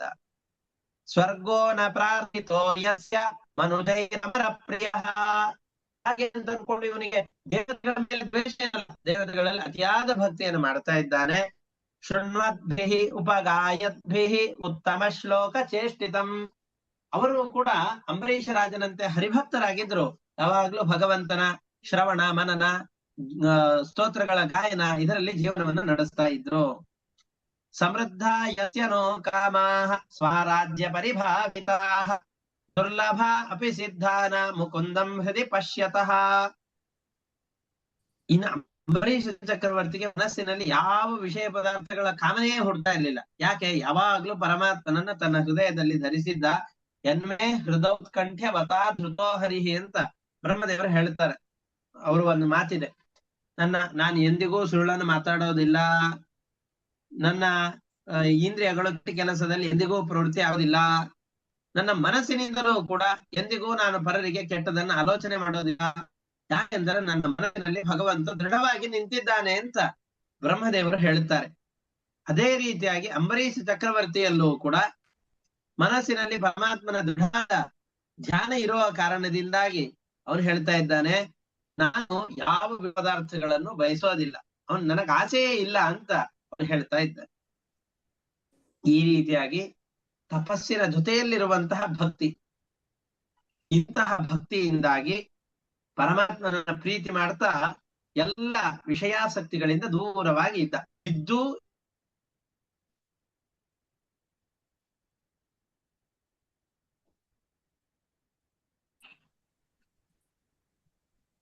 ಅದನ್ನೇ ಶ್ಲೋಕದಲ್ಲಿ ಹೇಳ್ತಾ ಇದ್ದಾರೆ, ಸಮೃದ್ಧ ಯಸ್ಯ ನೋ ಕಾಮಾಹ ಸ್ವರಾಜ್ಯ ಪರಿಭಾವಿತಾಃ ದುರ್ಲಭ ಅಪಿ ಸಿದ್ಧಾನ ಮುಕುಂದಂ ಹೃದಯ ಪಶ್ಯತಃ. ಹೃದಯದಲ್ಲಿ ಯಾವಾಗಲೂ ಪರಮಾತ್ಮನನ್ನು ನೋಡ್ತಾ ಇದ್ದಾನೆ. ಅವನ ಕಾಮನೆಗಳೆಲ್ಲವೂ ಪೂರ್ತಿಯಾಗಿ ಹೋಗಿದೆ. ಏನು ಬಯಸ್ಲಿಕ್ಕೆ ಸಾಧ್ಯ? ಇಂತಹ ಸುಖವನ್ನು ಕೊಟ್ಟಾಗ ಪರಮಾತ್ಮ ಇನ್ನೇನು ಅಂತ ಬಯಸ್ಬೇಕು, ದುರಾಶೆ ಅಂತಂತಾರಷ್ಟೆ. ಹಾಗಾಗಿ ಈ ಸ್ವರೂಪ ಸುಖವನ್ನ ಪರಮಾತ್ಮನ ದರ್ಶನದಲ್ಲಿ ಪಡೆದಂತಹ ಅವನಿಗೆ ಉಳಿದ ಎಲ್ಲ ಸುಖಗಳು ಕೂಡ ನೀರಸ ಅಂತ ಕಾಣಿಸ್ತಾ ಇದೆ. ಯಾವುದರಲ್ಲೂ ಆಸಕ್ತಿಯನ್ನು ಇಟ್ಟಿದ್ದಿಲ್ಲ. ಸಯಿತ್ಥಂ ಭಕ್ತಿಯೋಗೇನ ತಪೋಯುಕ್ತೇನ ಪಾರ್ಥಿವ ಸ್ವಧರ್ಮೇಣ ಹರಿಂ ಪ್ರೀಣನ್ ಸಂಗಾನ್ ಸರ್ವಾನ್ ಶನೈರ್ ಜಹೋ. ನಿಧಾನವಾಗಿ ವಿಷಯ ಪದಾರ್ಥಗಳ ಸಂಘದಿಂದ ಮತ್ತಷ್ಟು ದೂರ ಸರಿತಾ ಇದ್ದಾನೆ. ಅಷ್ಟೇ ಅಲ್ಲ, ಎಲ್ಲ ಇದ್ದು ಬಿಡ್ತಾ ಇದ್ದಾನೆ. ಇದು ವಿಶೇಷ. ಗೃಹೇಶು ದಾರೇಶು ಸುತೇಶು ಬಂಧುಷು ದ್ವಿಪೋತ್ತಮಸ್ಯಂದನ ವಾದಿಪತ್ತಿಷು ಅಕ್ಷಯ್ಯ ರತ್ನಾಭರಣ ಆಯುಧಾದಿಷು ಅನಂತ ಕೋಶೇಶು ಅಕರೋತ್ ಅಸನ್ಮತೀಂ. ದೊಡ್ಡ ಅರಮನೆಯಲ್ಲಿ ಇದ್ದಾನೆ. ಹೆಂಡತಿಯರು ಅವನ ಅನುಮತಿಯನ್ನ ಮೀರದೇನೆ ಬದುಕುವಂತಹವರು, ಅವನ ಮನಸ್ಸಿಗೆ ಅನುಕೂಲರಾಗಿರುವಂತಹ ಹೆಂಡತಿಯರೇ ಇದ್ದಾರೆ. ಒಬ್ಬರಲ್ಲ, ಅನೇಕ ಜನ ಇದ್ದಾರೆ ಅಂತ ಅಂದುಕೊಳ್ಳಿ. ಯಾರು ಇವನ ಮನಸ್ಸಿಗೆ ವಿಪರೀತವಾಗಿ ನಡೆಯೋದಿಲ್ಲ. ಇವನ್ ಏನ್ ಅಂದುಕೊಳ್ತಾನ ಅದೇ ಕೆಲಸವನ್ನು ಮಾಡ್ತಾರೆ. ಯಾವ್ದೋ ಒಂದು ಕೆಲಸ ಮಾಡಿದಾಗ ಹೀಗೆ ಯಾಕೆ ಮಾಡಿದ್ದೀರಿ ಅಂತ ಕೇಳುವವರು ಯಾರೂ ಇಲ್ಲ. ಮಕ್ಕಳು ಕೂಡ ಇವನ ಅಣತಿಯನ್ನು ಮೀರಿ ಯಾರೂ ಇರೋದಿಲ್ಲ. ದ್ವಿಪೋತ್ತಮ ಸ್ಯಂದನ ವಾದಿಪತ್ತಿಷು. ಇದು ಮನೆಯ ವಾತಾವರಣ ಚೆನ್ನಾಗಿದೆ. ಅಷ್ಟೇ ಅಲ್ಲ, ಅವನ ಸೈನ್ಯವೂ ಕೂಡ ಬಲಿಷ್ಠವಾಗಿದೆ. ಆನೆಗಳು, ಕುದುರೆಗಳು, ರಥಗಳು, ಪದಾತಿಗಳು, ಆಯುಧಗಳು, ಸೈನ್ಯದಲ್ಲಿ ಏನೇನು ಸಿದ್ಧತೆ ಬೇಕೋ ಆಕ್ರಮಣಕಾರರು ಬಂದ್ರೆ ಅವರೆಲ್ಲರೂ ಸನ್ನದ್ಧರಾಗಿದ್ದಾರೆ. ಇದರಲ್ಲಿ ಯಾವ್ದು ಒಂದ್ ಸರಿ ಇಲ್ಲ ಅಂತಂದ್ರೆ ಬೇಡಪ್ಪ ಇದು ಅಂತ ವೈರಾಗ್ಯ ಬರುತ್ತೆ. ಮನೆಯ ವಾತಾವರಣ ಸರಿ ಇಲ್ಲ ಅಂತಂದ್ರೆ ಈ ಸಂಸಾರ ಸಾಕು ಅಂತ ಅನ್ಸುತ್ತೆ. ತನ್ನ ಆರ್ಥಿಕ ಸ್ಥಿತಿ ಸರಿಯಾಗಿರ್ಲಿಲ್ಲ ಅಂತಂದ್ರೆ ಸಾಕಪ್ಪ ಸುಸ್ತಾಗಿ ಹೋಗಿದೆ ಅಂತ ಆ ತರ ಭಾವನೆ ಬರುತ್ತೆ. ಆದ್ರೆ ಇವನಿಗೆ ಮನೆಯ ವಾತಾವರಣ ಚೆನ್ನಾಗಿದೆ, ಅವನು ಕೆಲಸ ಮಾಡುವಂತಹ ಸ್ಥಳದ ವಾತಾವರಣ ಚೆನ್ನಾಗಿದೆ. ಇಡೀ ರಾಜ್ಯಭಾರದ ಸಂದರ್ಭದಲ್ಲಿ ಏನೂ ಲೋಪಗಳಿಲ್ಲ. ಸೈನ್ಯ ಸಮೃದ್ಧವಾಗಿದೆ, ಪ್ರಜೆಗಳೆಲ್ಲ ಸುಖವಾಗಿದ್ದಾರೆ. ಆಮೇಲೆ ಬೊಕ್ಕಸ ಏನಾದ್ರೂ ಖಾಲಿ ಆಗ್ತಾ ಇದ್ದಾನ, ಫ್ರೀ ಬೀಸ್ ಎಲ್ಲ ಕೊಟ್ಬಿಟ್ಟು ಖಾಲಿ ಮಾಡ್ತಾ ಇದ್ದಾನ ಬೊಕ್ಕಸವನ್ನ? ಹಾಗಿಲ್ಲ. ಎಷ್ಟು ಖರ್ಚು ಮಾಡಿದ್ರು ಖಾಲಿ ಆಗದೆ ಇರುವಷ್ಟು ಸಂಪತ್ತಿದೆ. ಅದನ್ನೇ ಅಕ್ಷಯ್ಯ ರತ್ನಾಭರಣ ಯುಧಾದಿಷು ಅನಂತ ಕೋಶೇಶು. ಅನಂತವಾದ ಕೋಶ, ಎಷ್ಟು ಖರ್ಚು ಮಾಡಿದ್ರು ಮುಗಿಯೋದಿಲ್ಲ. ಅಂತಹ ಸಂಪತ್ತಿದ್ದಾಗಿಯೂ ಅಕರೋದ್ ಅಸನ್ಮತಿ. ಇಲ್ಲಪ್ಪ, ಇದು ಎಷ್ಟಿದ್ರು ಒಂದಲ್ಲ ಒಂದು ದಿವಸ ಇದರಲ್ಲಿ ವಿರಕ್ತಿಯನ್ನು ತಾಳಲೇಬೇಕಾದದ್ದು, ಇದು ಶಾಶ್ವತವಲ್ಲ ಅನ್ನುವಂತಹ ಸ್ಥಿರವಾದ ಬುದ್ಧಿಯನ್ನ ಅಂಬರೀಷ ಚಕ್ರವರ್ತಿ ಮಾಡಿದ್ದ. ಈ ಏಕಾಂತ ಭಕ್ತಿ ಅಂಬರೀಷ ಚಕ್ರವರ್ತಿಯಲ್ಲಿ ಇದ್ದ ಕಾರಣದಿಂದಲೇ ಪರಮಾತ್ಮ ಅವನ ರಕ್ಷಣೆಗೋಸ್ಕರ ಅಂತ ಶತ್ರುಗಳಿಗೆ ಭಯವನ್ನು ಹುಟ್ಟಿಸುವಂತಹ ಚಕ್ರವನ್ನ ಅವನಿಗೆ ಕೊಟ್ಟಿದ್ದ ಅಂತ. ಈ ಪರಮಾತ್ಮನ ಚಕ್ರದ ಹಿರಿಮೆ ಏನು ಅಂತ ಹೇಳುವಾಗ ಮಹಾಭಾರತ ತಾತ್ಪರ್ಯ ನಿರ್ಣಯದಲ್ಲಿ ಒಂದು ಮಾತು ಬರುತ್ತೆ. ಅಶ್ವತ್ಥಾಮಾಚಾರ್ಯರು ಒಮ್ಮೆ ಕೃಷ್ಣನಿದ್ದಂತಹ ದ್ವಾರಕೆಯ ಸಮೀಪದಲ್ಲಿ ಹೋದರಂತೆ. ಹೋಗಿ ಕೃಷ್ಣನನ್ನ ಪ್ರಾರ್ಥನೆ ಮಾಡಿದ್ರು. ಏನ್ ಬೇಕು ಅಂತಂದ್ರೆ ನನಗೆ ಚಕ್ರ ಬೇಕು ಅಂತ ಕೇಳಿದ್ರಂತೆ. ಆಯ್ತು ತೆಗೆದುಕೋ ಅಂತ ಕೃಷ್ಣ ತನ್ನ ಚಕ್ರವನ್ನು ಕೊಟ್ಟಾಗ ಅಶ್ವತ್ಥಾಮಾಚಾರ್ಯರಿಗೆ ಆ ಚಕ್ರವನ್ನು ಎತ್ಲಿಕ್ಕೂ ಆಗ್ಲಿಲ್ಲ. ಪ್ರಯೋಗ ಮಾಡೋ ದೂರ ಹೋಯ್ತು, ಅಶ್ವತ್ಥಾಮರಿಗೆ ಆ ಚಕ್ರವನ್ನು ಎತ್ಲಿಕ್ಕೂ ಆಗ್ಲಿಲ್ಲ ಅಂತ. ಯಾಕೆ ಎತ್ಲಿಕ್ಕೆ ಆಗ್ಲಿಲ್ಲ ಅಂತ ವಿಚಾರ ಮಾಡಿದಾಗ ಕೃಷ್ಣ ಕೇಳ್ತಾನೆ, ಯಾಕೆ ಎತ್ಲಿಕ್ಕೆ ಆಗ್ಲಿಲ್ಲ? ನಿನ್ನ ಮನಸ್ಸಿನಲ್ಲಿ ಏನು ಯೋಚನೆ ಇತ್ತು? ದುರ್ಯೋಧನನಿಗೆ ಪಾಂಡವರನ್ನೆಲ್ಲರನ್ನೂ ಕೂಡ ಸಂಹಾರ ಮಾಡಿ ನೀನೂ ಇಲ್ಲದೆ ಇರುವಂತಹ ಭೂಮಿಯನ್ನ ದುರ್ಯೋಧನನಿಗೆ ಕೊಡಬೇಕು ಅಂತ ನನ್ನ ಮನಸ್ಸಿನಲ್ಲಿತ್ತು. ಅದಕ್ಕೆ ಈ ಚಕ್ರವನ್ನ ಬೇಡಿ ಈ ಚಕ್ರದ ಉಪಯೋಗದಿಂದಾಗಿ ಇಡೀ ಭೂಮಂಡಲವನ್ನ ಪಾಂಡವ ಮತ್ತು ಯಾದವರಿಂದ ರಹಿತರನ್ನಾಗಿ ಮಾಡಬೇಕು ಅಂತ ಭಾವನೆ ಇತ್ತು. ಅದಕ್ಕೆ ಎತ್ಲಿಕ್ಕೆ ಆಗ್ಲಿಲ್ಲ. ಇನ್ನೊಮ್ಮೆ ಈ ತಪ್ಪು ಕೆಲಸ ಮಾಡ್ಬೇಡ ಅಂತ ಬುದ್ಧಿವಾದವನ್ನು ಹೇಳಿ ಅಶ್ವತ್ಥಾಮಾಚಾರ್ಯರನ್ನು ಕಳಿಸ್ತಾರೆ ಎನ್ನುವ ಕಥೆ ಬರುತ್ತೆ.